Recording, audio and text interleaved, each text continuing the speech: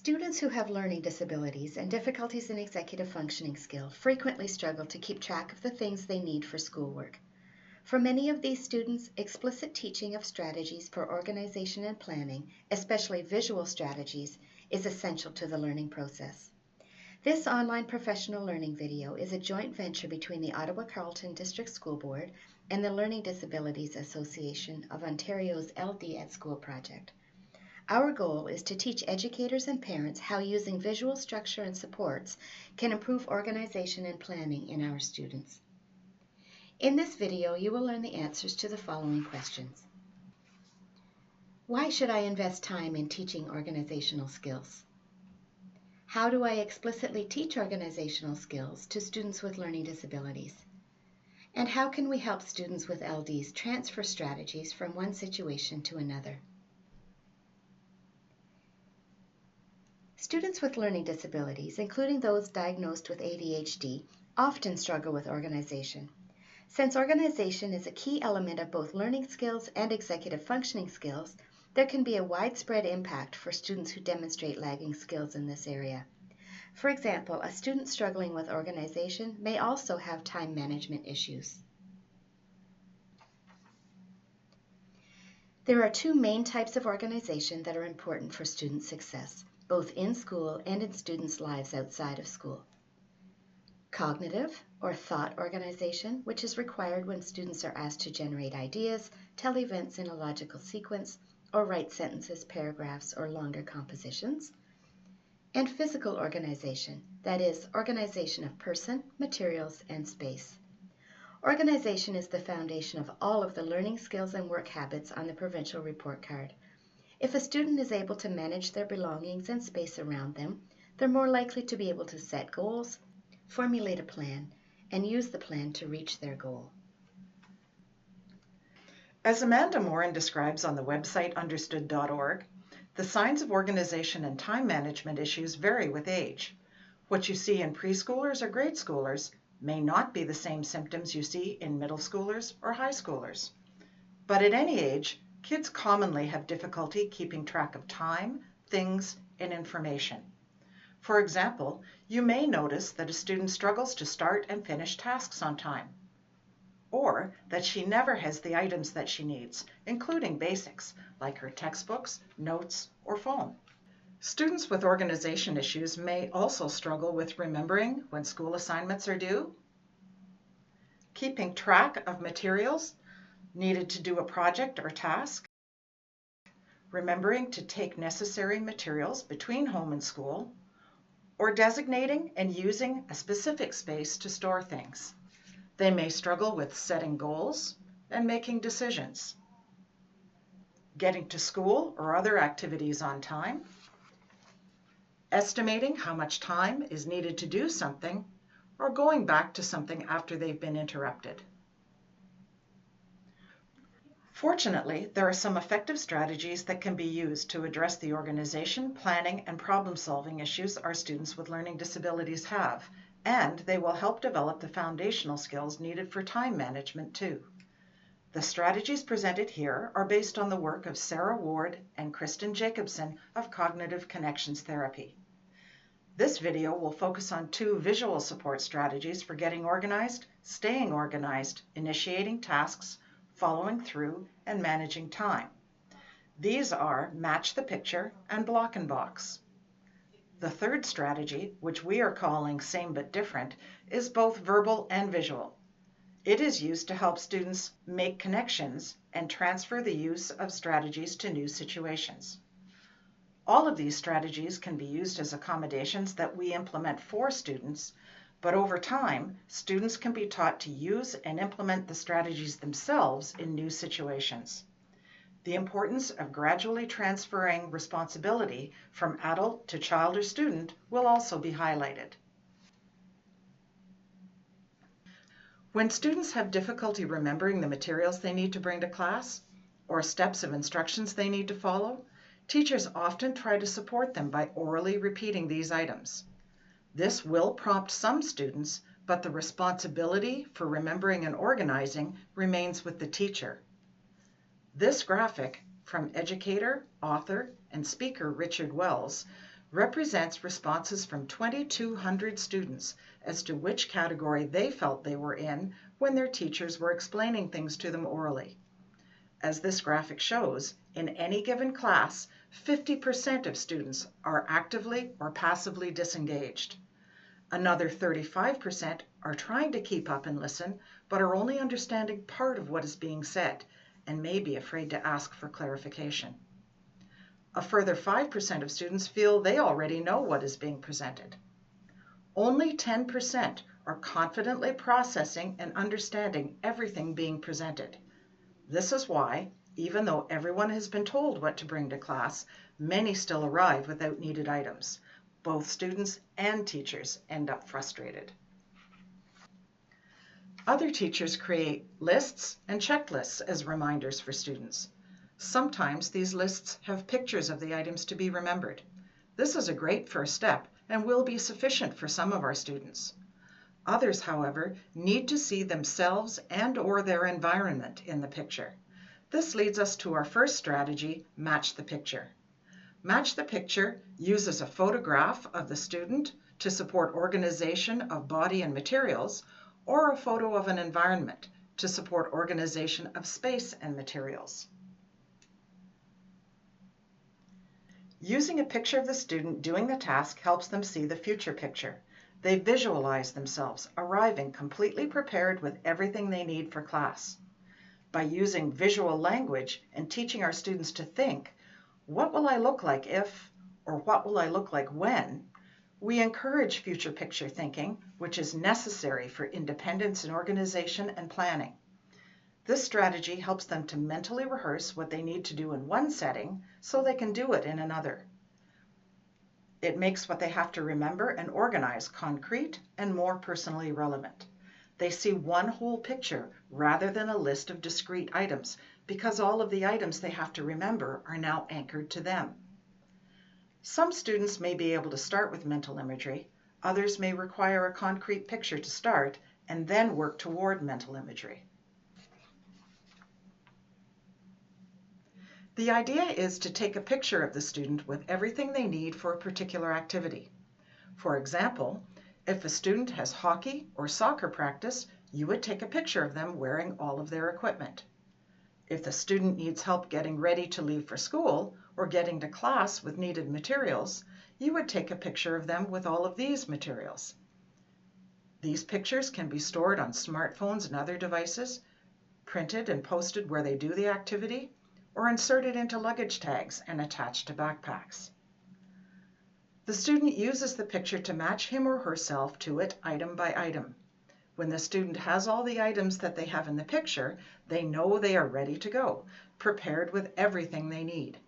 Initially, students are likely to need prompting or guidance to notice everything in the picture, or to develop a systematic way to scan the picture.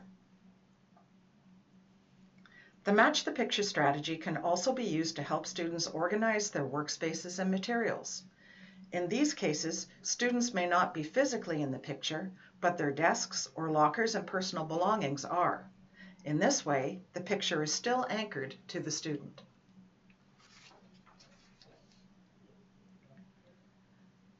Encouraging students to think in pictures has the benefit of reducing demand on auditory and working memory. It does this by reducing the load on verbal memory and processing. When we show students a picture of the things they should have on their desks to do a graphing activity and ask them, does your desk match the picture? Are you ready? We're prompting students to notice what is going on in their surroundings and to use this information to solve a problem. Responsibility for organizing and planning is shifting from teacher to student. And because the picture is permanent, allowing students to refer to it as often as they need, the demand on working memory is reduced. When we tell students, get out some graph paper, your ruler, a pencil, your compass, and a protractor, you may also want to get out your eraser. We use a lot of spoken words to accomplish the same thing a picture does. In contrast to the picture, spoken words disappear immediately. For students to be able to carry out the instructions, they have to be able to hold on to all of these words in memory and assemble the materials at the same time. Many students struggle to do this and feel an increasing amount of stress. When we find ourselves repeating the list again and again, this added verbal input just adds to the student's stress, or they tune out because they can't process all this verbal information. Match the picture is a strategy that is useful in many settings and situations. Taking a picture of the finished product or the desired setting can provide students with a visual representation of the goal, thereby reducing the directions needed to complete a task.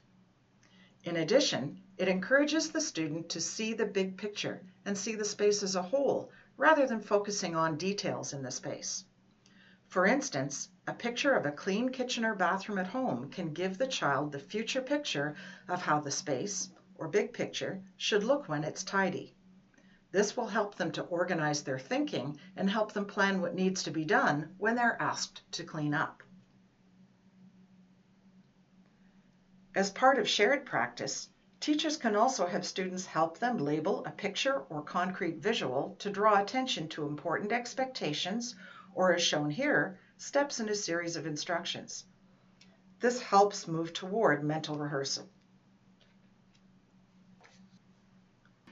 To help students transfer the use of Match the Picture to new situations, consider using a familiar example of a Match the Picture visual and working with students to develop an annotated graphic that explains both the purpose of the Match the Picture strategy and how to use it.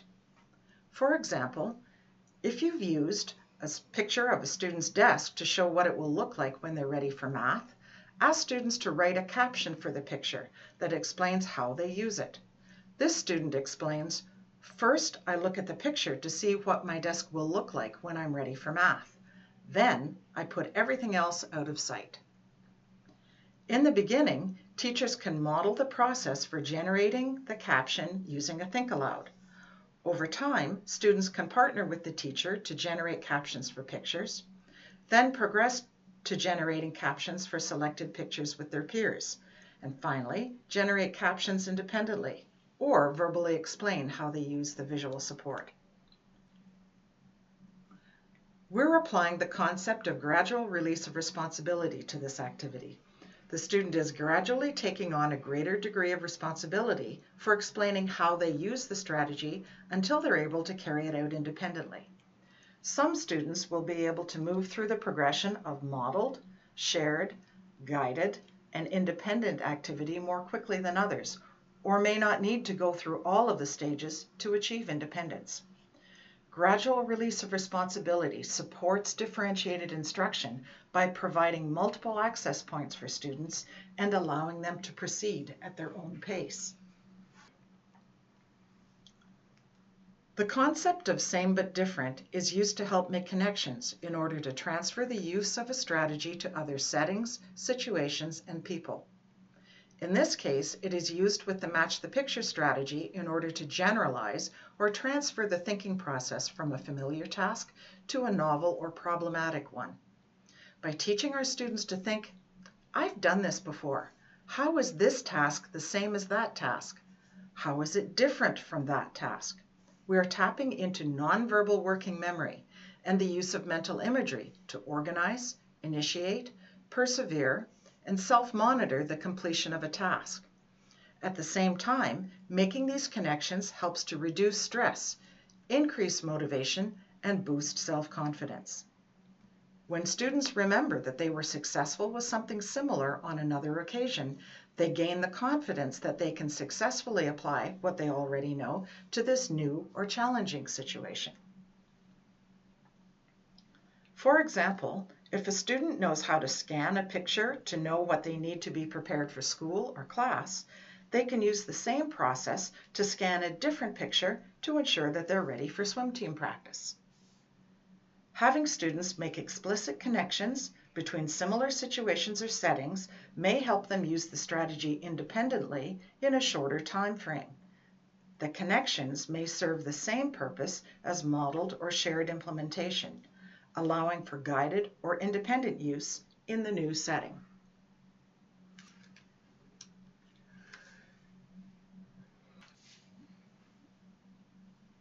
The Match the Picture strategy encourages the growth of independence, planning, and problem solving by teaching students to see the big picture of a space or task. However, it's important for students to move quickly from seeing the whole to identifying the features or categories of a space before focusing on the smaller details. Hidden within the smaller parts of the space is meaning that gives us clues for how to organize, plan, set goals, act, and self-monitor. Extracting the meaning hidden in a space leads to a greater ability to initiate and adapt to changing dynamic situations. The block and box strategy focuses on identifying the features of the big picture and supports the development of both cognitive and physical organization skills. Block and box can be used as a tool for organization of space, materials, and body. It simply involves superimposing an organizer over a picture of a main topic or big picture in order to identify the features and details in that picture. For example, if this purple box represents the gestalt or big picture of a space, that space can be further broken down into smaller components or features. You could think of these features as categories or parts of the whole. Every space and task can be broken down into smaller features. Features of a space are composed of details, as represented here. The details of a space are the items you might include in a checklist. But what does this look like in the real world? Looking at space from a big picture point of view helps students to process what's in that space more quickly. Do you have a space that needs to be tidied, but the task is overwhelming for your student? Sometimes it can be hard to know how to even start to clean up a messy space. Block and box can help to break down a space into smaller, more manageable parts. First, take a picture of the finished product. This is the future picture, the how will it look when it's done picture. Remember that we always want to use visual language. Next, block off or identify the categories or features within the space by drawing a box around each area, in this case, each of the areas that needs attention. Blocking off each category helps to zoom in on the parts of the whole space. Finally, look at the details within each feature or category to focus in on the tasks that need to be completed. Adding a checklist to a picture helps to break down a space into smaller features and details. The student can refer to the checklist to ensure that all elements have been completed. And by actively involving the student in creating the checklist, you can help to optimize their understanding and facilitate moving toward independence and task completion. Here's another example using the same process applied to a different space. Encourage future picture thinking by breaking the space down from whole to parts or features to details. Here, block and box is applied to a kindergarten student's cubby. Whole to parts to details. When we use block and box, we are applying the concept of chunking. It gives the student a structure to focus on one category or manageable piece at a time. Always keep in mind the importance of transferring responsibility and ownership from adult to child. In the early years, the adult may model what block and box looks like in a student's space, but share in the process of maintaining the organization. The student must understand what features need to be included in the organization of the space, and then understand which individual details must be included and which ones can be omitted. What is necessary? What's not necessary? As kids get older, responsibility and ownership continues to transfer by sharing and guiding the development and implementation of the organizational strategy. This can be achieved by involving the student in the sorting of the items to determine the categories in the space. For example, crayons, markers, pencils, and erasers might go in the writing tools category. Textbooks, reference books, and novels belong in the books category. And notebooks, agendas, and binders, if they have them, belong in the notes category. If scissors, tape, rulers, and other miscellaneous school supplies are to be kept in the student's desk, a category called tools could be added as well.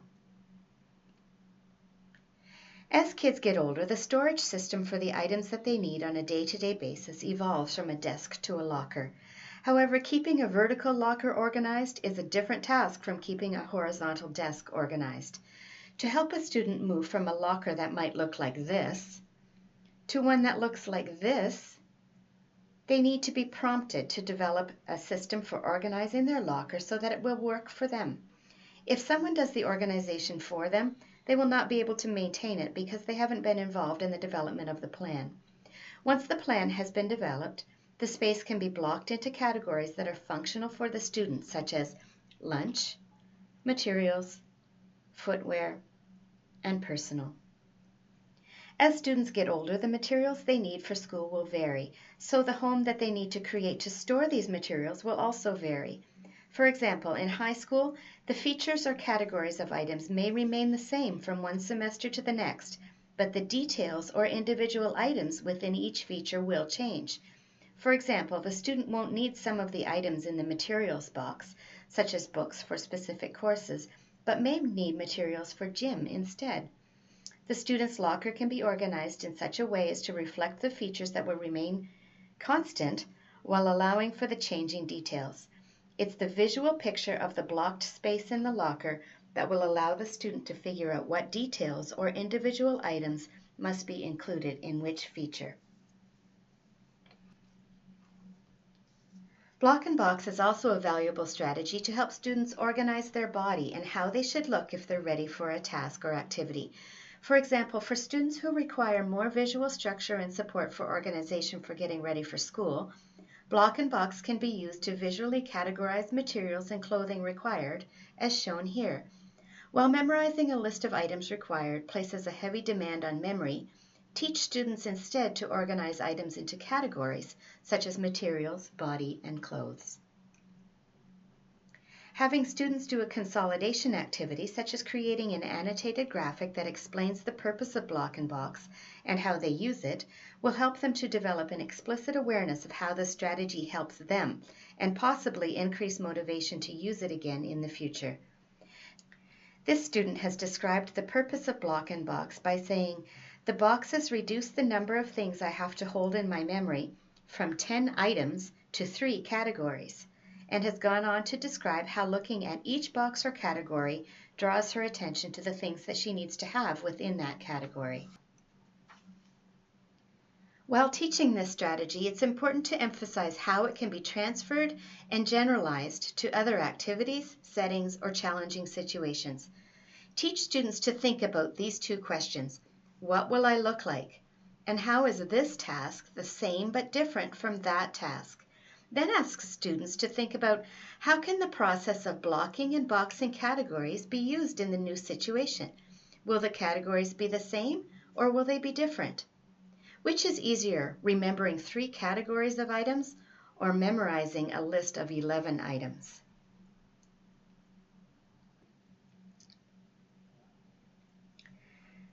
Why should you use match the picture and block and box? What are the benefits? Have you ever heard the expression, "they can't see the forest for the trees"? Some of our students pay attention to minor details, but fail to see how these details fit into a bigger picture.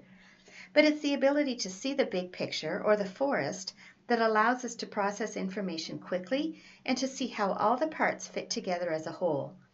The match the picture and block and box strategies teach students to view space and tasks from a big picture or gestalt point of view before focusing on categories and details.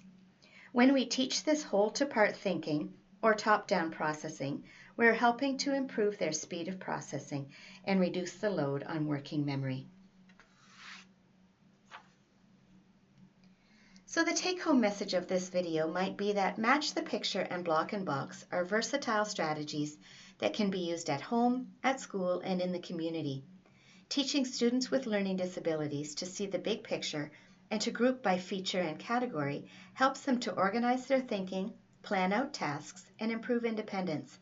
And always encouraging them to think, how is this the same but different, facilitates transfer and generalization to novel settings, people, or situations.